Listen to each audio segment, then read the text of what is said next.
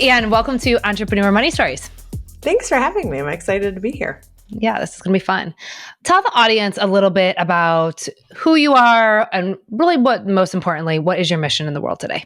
Okay, I will, but can we just start out first by saying I got to do a shout out to Allie because I love Allie, helps me with my business, and I love the reports. And I always tell people when they're looking for a bookkeeping service, I'm like, you got to go to Kickstart. They're, it's woman owned, and they like a bunch of really fierce women, and and they help me understand my numbers in a way sometimes I don't understand them myself, and so I really appreciate that. So I just want to give a shout out to her and say thank you, and Chelsea too. I appreciate that, and I will send this to Allie because she will appreciate that.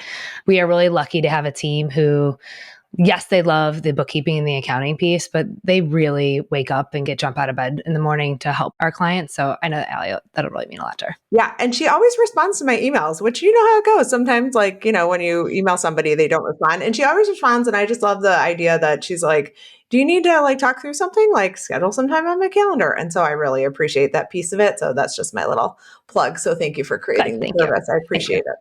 Now, okay. So for what I do, my name's Ann Konkoly. I'm a certified nurse midwife and a certified life and business coach. I help nurse CEOs in particular, make money and live the good life. And so our goal with Authentic Coaching, which is my coaching business, is that we want to create more nurse CEOs, and our big audacious goal is to help them create 10 million in revenue over the next 10 years. And I think that's totally possible. We work with a lot of nurse CEOs. They're private practice owners, they're online course creators, they are coaches, they have coaching practices. Sometimes they take coaching and integrate it into their medical practices. There's no shortage of ways in which nurses can become CEOs. They've developed their wound care businesses and all sorts of shit. It's amazing. And so, but I work with them to help them. Hold on, are you tracking against that metric? I love that you have that BHAG. Do you track? So that was from the 10K SB growth opportunity. That was one of the things that came out. And so we've been looking back, and no, we haven't tracked it, but yes, we will start. Okay. But I love, I left my clinical practice back in 2019. I unofficially retired. And I only say that because about 4 weeks ago, I opened up a private practice that does medical weight loss and hormone replacement therapy for women and here in Northeast Ohio. And so I retired kind of back in 2019. Semi-retired. Right. And I've been working in my coaching business. I love it. We have several programs. We do coach training for advanced practice nurses. We have a mastermind for nurse CEOs. We have a foundational program more for the aspiring nurse CEO who wants to get out there and thinks maybe business is for her, but not quite sure. So we have a handful of offerings, and it's been nagging at me, this idea of opening a small private practice. So I took the leap. I went to this conference in April and I was like, I can do this. Come on, let's go. So I opened a small private practice. And so right now, it's so funny. I mean, just completing, this, with this Goldman Sachs program, starting a second business, number one. Number two, I have to actually tell Allie and get the bookkeeping set up on the second one. But starting a second business, completing that growth opportunity through the Goldman Sachs program is we're almost done. We're almost to the last week. So I'm so excited to almost be finished, but it has been fascinating over the past probably 12 weeks. My business has changed incredibly just in terms of what we're doing and what we're focusing on. And so, can you tell the audience what 10KSB is? I know what it is, but for anybody who's listening, I went through it a few years ago, but give the audience fresh perspective. So Danielle and I and I'm soon to be an alumna of the program, which I'm really excited about. So it's essentially a 12-week program that is hosted by Goldman Sachs called the 10,000 Small Businesses Program. It's a great program. If you are across the country, there are several locations that are available. There is also, I think, an online component where you don't have to be associated with a hub like Northeast Ohio. It's a good program. Don't do the online component though. Yeah, I did it during COVID, and I think there was a huge missed opportunity and connection. And maybe they hadn't figured it out yet. Maybe the online would be a little bit different, but I think part of the greatness of it is that you go and you're connecting with small business owners. You kind of leave the phone at the door. I shared with the audience before, I'm in a group called EO.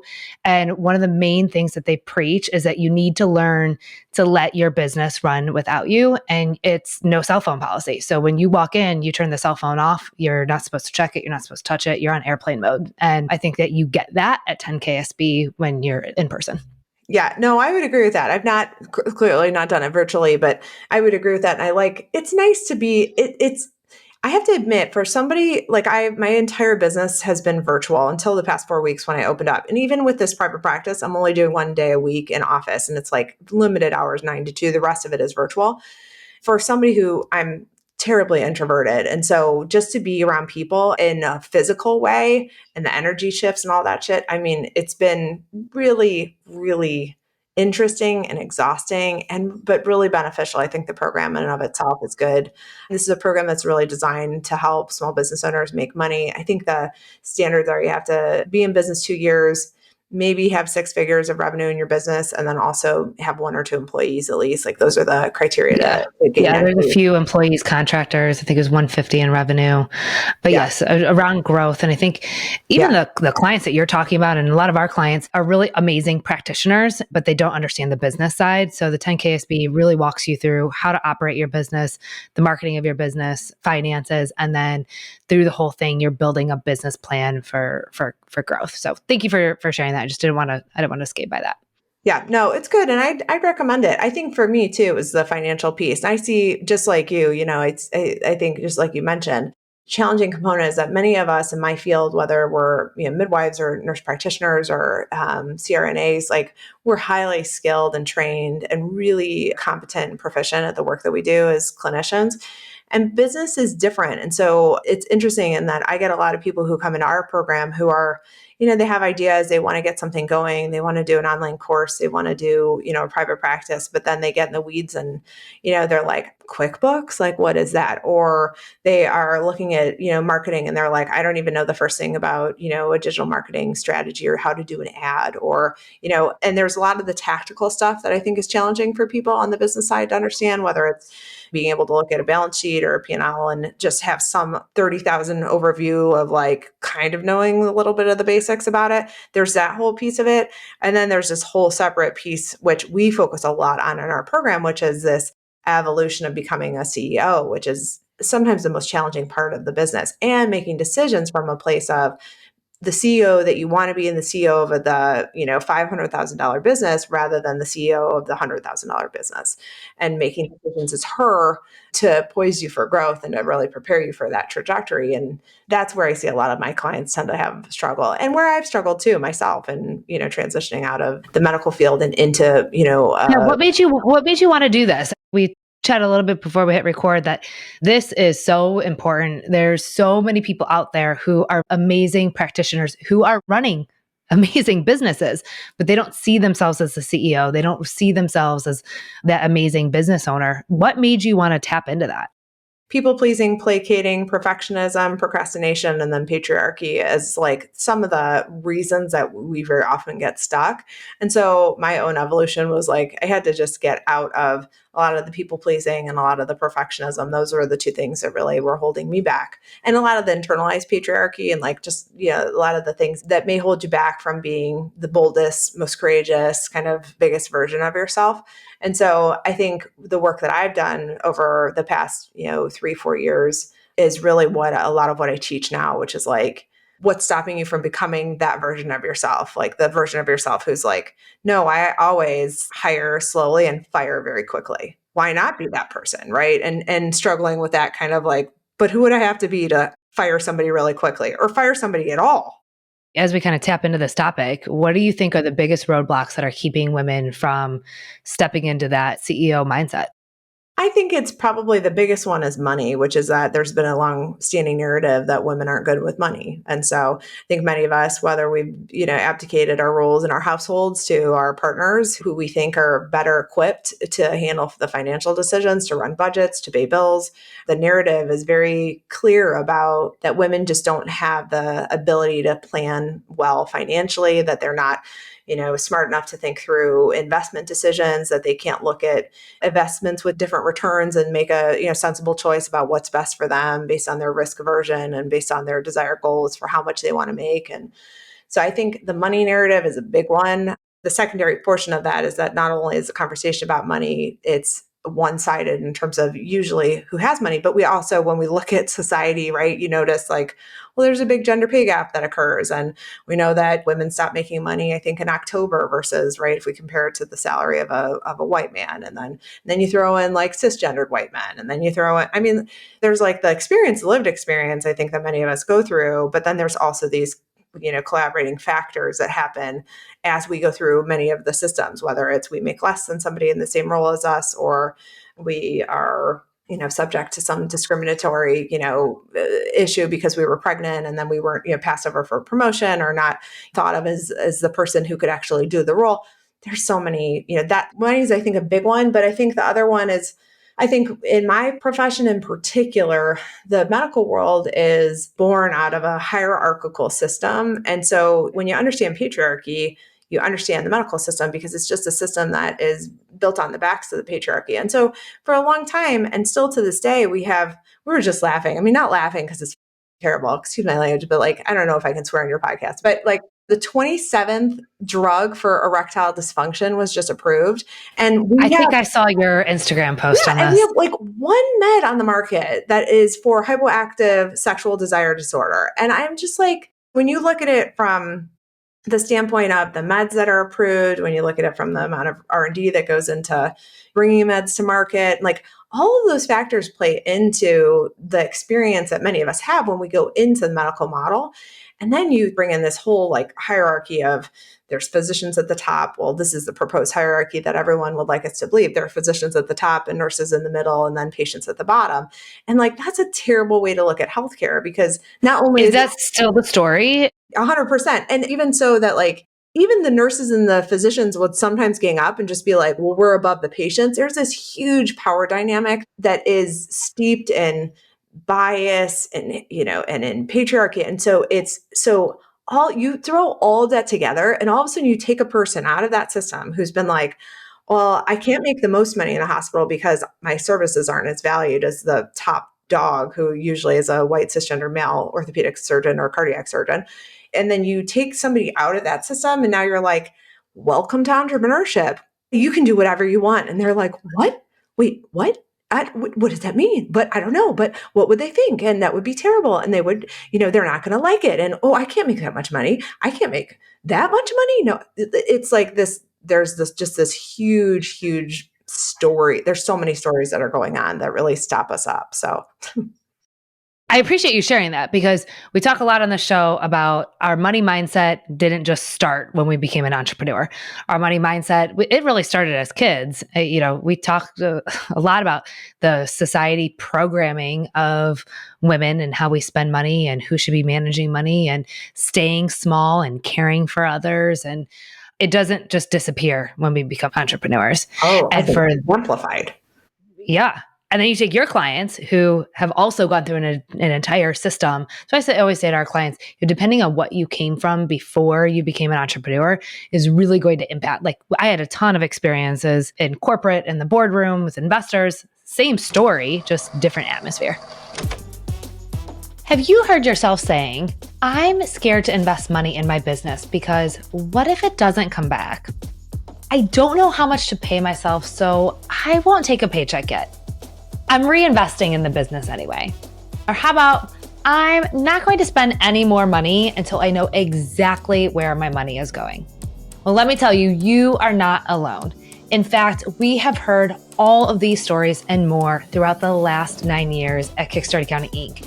And that is why we have created the Money Mindset Mastery Framework to finally unlock and overcome these stories, to finally feel confident in your financial decisions and pay yourself what you deserve. The first step to create a profitable and successful business is to first understand your money mindset. Find out your money mindset personality type by going to kickstartaccountinginc.com/quiz. I can't wait to hear what your money mindset type is. We don't teach the business side of nursing, of healthcare in nursing school. We don't teach it in midwifery school or when you're becoming an NP. We don't teach it anywhere. We don't teach it anywhere. We don't teach a private practice model. We don't teach a, nurse entrepreneurship model. We don't teach any of that shit. And so all of a sudden you get people who, again, they are extraordinary in the work that they do. And then they come into this model and they just are analysis paralysis and a little bit of, it's just that second guessing of all of the things. Like, well, I don't know, like, should I make the price this, or what are they going to think? And I don't want to be out there on social media because somebody's going to have something to say about it. And then I'm going to have to like look sillier. And then I'm all the stories. All right. So we identified the biggest problems of going from practitioner to CEO. For somebody who's listening, who is struggling with that, because I hear the story all the time. I'm not a numbers person. I am really great at my job, right? I'm really good at caring for my patients. I'm really good at what I do. Maybe I'm a creative person, right? Because you don't have to be a nurse for this to be your story. It is an issue across the board. The story is, I am a great practitioner. I am not a CEO, and I don't know how to do that. What are some clear action steps or mindset shifts that somebody can start to take to embrace that role and that change and that shift? I think if you get into entrepreneurship and any element of business and you think that you're going to coast through without becoming a CEO, knowing your numbers, understanding how to get a financial overview of your business, or to talk sensibly with some level of financial acumen and literacy, you ought not be in business. It's a little bit harsh, and it's true, which is that if you want to do this, you're going to have to become that version of yourself that likes numbers, and that maybe not like numbers, but understands numbers and works with people who, hires and brings people into your business who help you understand those numbers. That's probably one of the initial humps, which is I get a lot of people who are like, but I don't know that. And I don't know if how am I going to do that? I'm like, well, I don't know. You just got to make a decision that you're going to figure it out, which is interestingly the same thing that you and I both did in our professional careers, which is that you get a certain set of skills when you go through your program, and you come out of it, you got a big title, and you got a beautiful piece of paper that says you're this person. And then you have to go in and you have to actually do the work. And it's highly uncomfortable for a lot of people at the beginning because the learning curve is steep and there is a lot of failure that's involved. It's the same for us in healthcare as I'm sure it is for you in accounting, which is like, sometimes you screw things up. I mean, sometimes you don't always prescribe the right meds. There's all sorts of ways that we fail as we learn, which is normal. I'm always surprised too, because I see my clients in particular, we can run codes, we can do CBR, we can save lives, literally. Some of us are like, that's in our skill set. I think if we could do that, we can most certainly look at some numbers and make a determination about what they mean. Yeah. How about marketing? Like, do you see the same thing across the board? I always think of the business as we kind of have our finance, sales and marketing, and then operations. Those are kind of the three areas of business. Do you find that the CEO mindset, there's just as much barriers of saying, I'm not a salesperson, I'm not a marketer, I don't know how to do it, I don't know how to run operations. Do you think it's the same mindset shifts that we need to adjust around? Yeah, it's the same shit, which is just like, well, I don't know how to do that. And and I don't know sales. I'm like, no, we've been selling health for years. I've been selling better birth for years. I've been selling, being child free for years as a midwife. Like literally, that's what I sold. I just didn't necessarily accept payment for it. My organization did that on my behalf.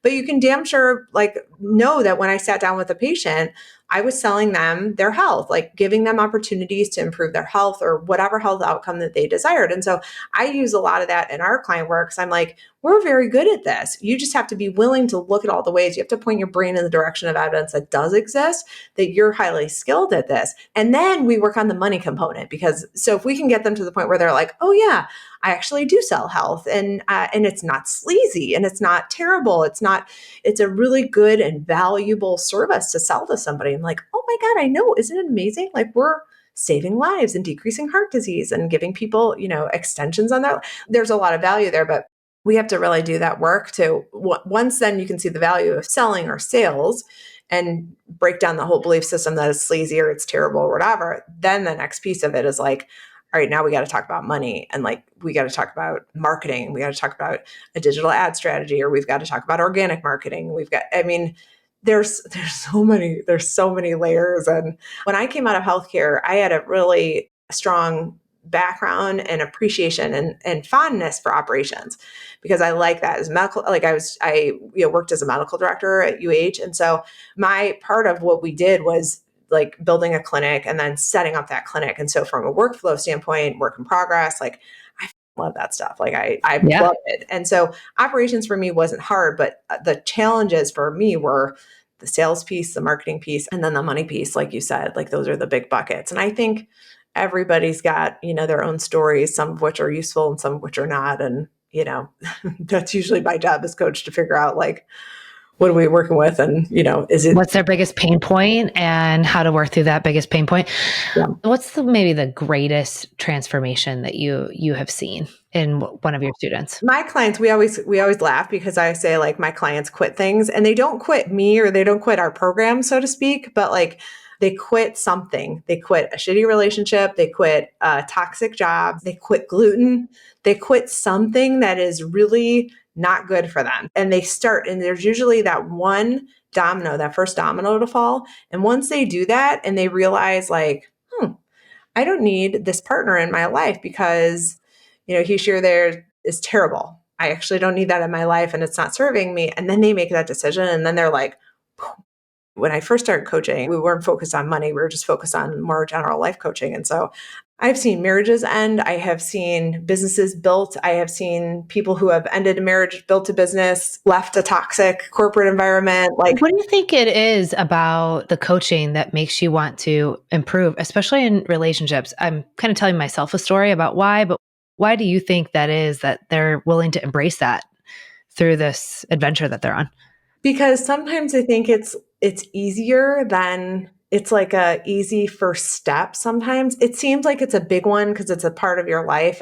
But sometimes I think it's the one that they've been noodling over for a long time. A job, most of us can I think work through. And if it's terrible, we can, do a lot of mind management, work through being there and know at the end of the day, you're still getting paid every 2 weeks. And so, it still somehow provides a roof over your head and makes sense, right? Sometimes in the relationships, like if they see that they can change something in a relationship, whether it's divorce or whether it's leaving or if it's even just totally reinventing that whole relationship, I think their mind is blown. And then all of a sudden they're like, well, shit, if I can do that, what else can I do? So we need to build some momentum. The idea of the momentum can propel to the next change. Yep. Awesome. Any other topics or mindset shifts that you explored during your process of working with your clients that we didn't touch on? I think we do a lot with indecision. And that's another big one that comes up, which is like just, becoming the CEO who makes decisions quickly.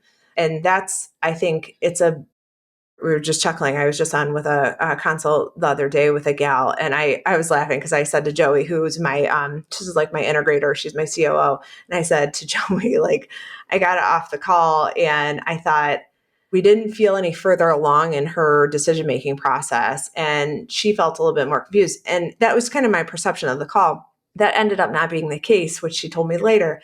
But I got off the call, and I was like, oh my God, I must be a terrible coach. I was like, because I don't know if anything I said in that portion was useful, but we worked through so many different avenues and what was going on in her brain. We worked out worst case scenarios. We worked out, plan A, plan B, plan C. We worked out, vision planning of like, where do I want to be in 5 years and then working backwards.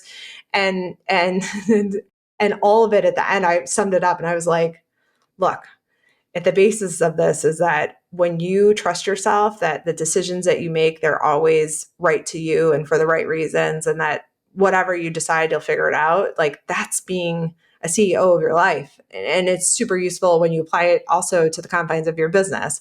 And so I think indecision is one of the ones. I have a good podcast that a lot of my clients talk about the cost of indecision and how, very often we look at options and we say, well, there's option B and there's option C or option A and option B, but there's really option A, option B, and then option C, which is not making a choice at all. And that there's a huge cost to that. And so indecision is really costs a lot, not only in time, but also in money for business owners.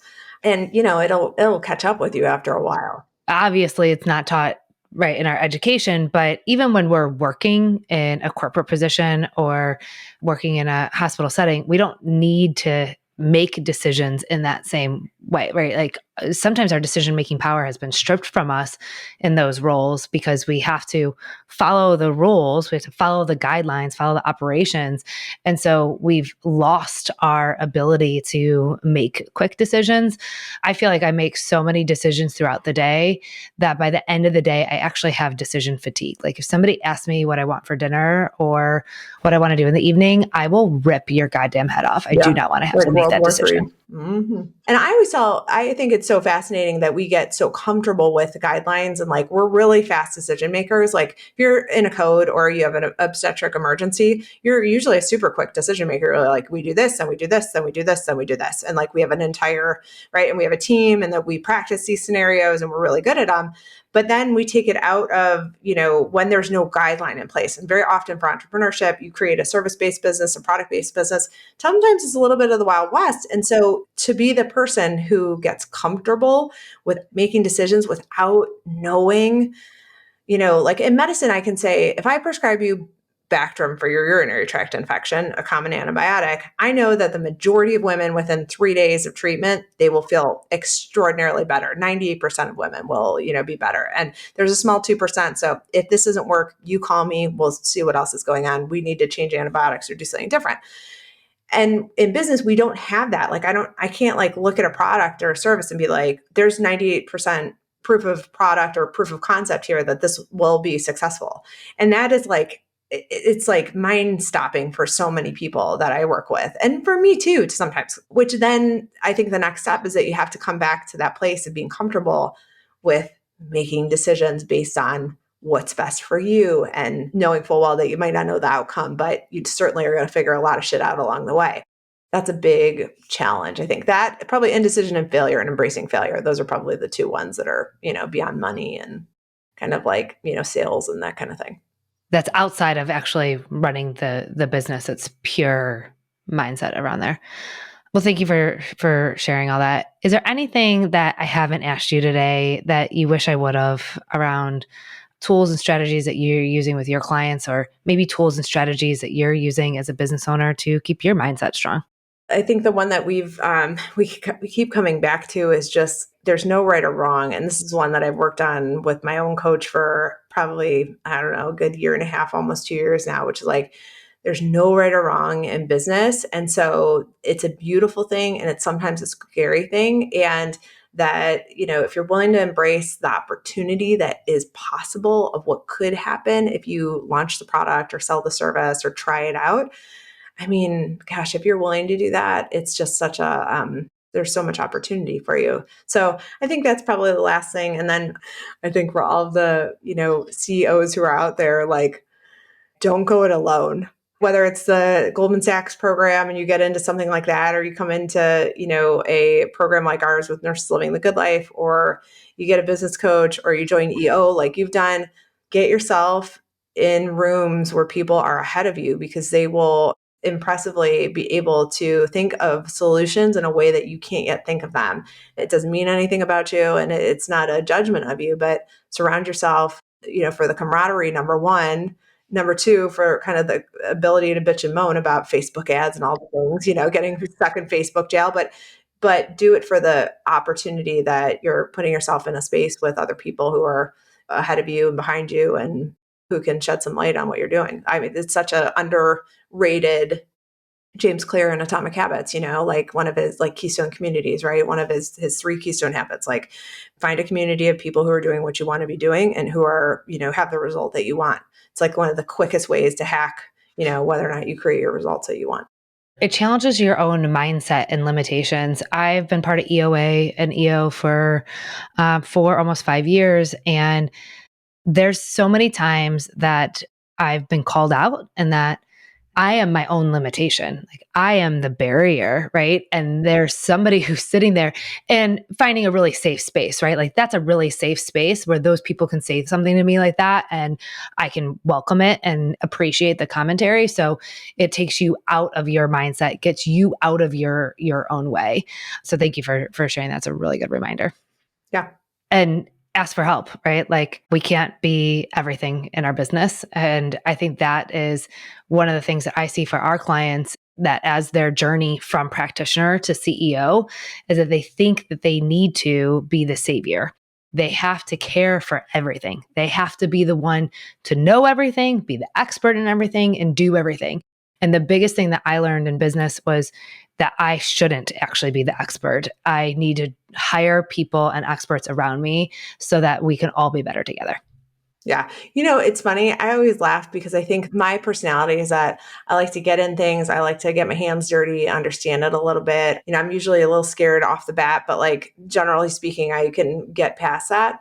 And so I think there's a lot of truth to that. It's something that I struggle with though as a business owner because I like to get in there. I like to do Facebook ads. I like to figure shit out. I like to know how to work the back end of my website. Like I have a business that if people go down, if my COO is down, I know a lot of what we do and some of the operational components of it. Some I don't. And she would admittedly laugh. She'd be like, you have no idea how we do that. And she's totally right. But it is true. And I think it's kind of the question for if you're the business owner and you're at 100K and you want to become the business owner who goes to 500K, you're either going to duplicate, 5 of you.